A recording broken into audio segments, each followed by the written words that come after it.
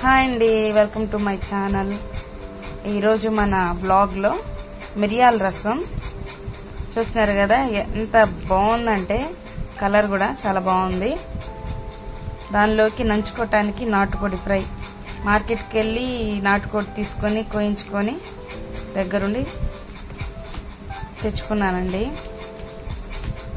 ముక్క కూడా చాలా మెత్తగా ఉంది, చూసారా? చాలా కాంబినేషన్, రైట్ కాంబినేషన్ అండి రసము నాటుకోడి ఫ్రై. ఎలా ప్రిపేర్ చేసుకోవాలో చూద్దాం.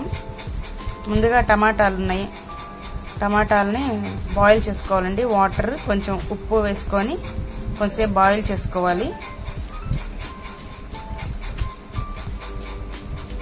బాయిల్ చేసుకున్నాక పక్కన పెట్టుకొని కూల్ డౌన్ చేసుకొని, అలాగే తాలింపు పెట్టుకొని 4 మిరపకాయలు, అవి చిన్న బుడ్డ మిరపకాయలు అండి, కారం ఉండవు.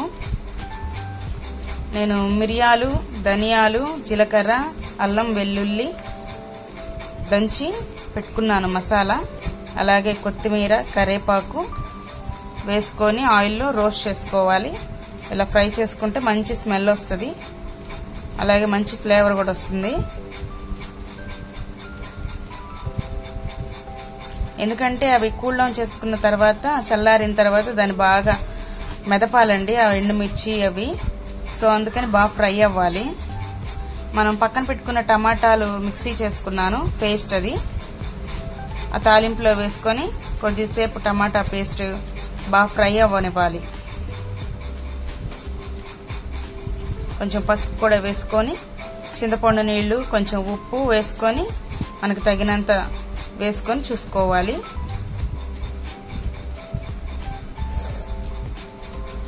చూసారా ఎంత మంచి కలర్ వచ్చిందో? ఎండుమిర్చి అంతా చితిపేసానండి. ఆ విత్తనాలు చూసారా అలా ఉన్నాయో? బాగున్నాయి. బాగా మరలనివ్వాలి.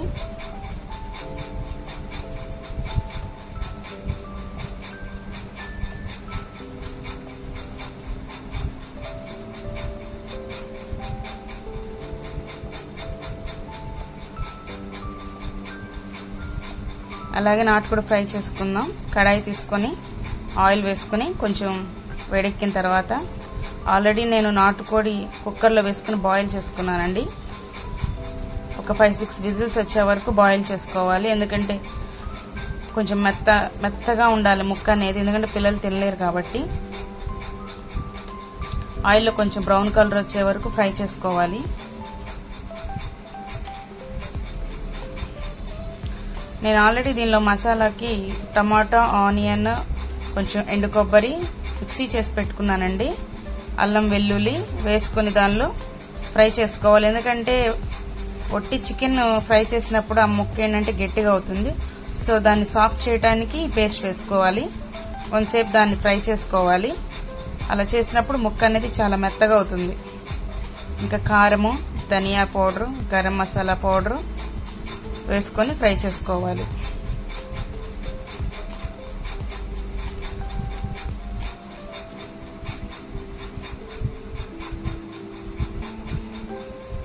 నాటుకోడి తింటే చాలా మంచిదండి బాడీకి. ఎందుకంటే కోడిని జీడిపప్పు, బాదం పప్పు వేసి పెంచుతారు.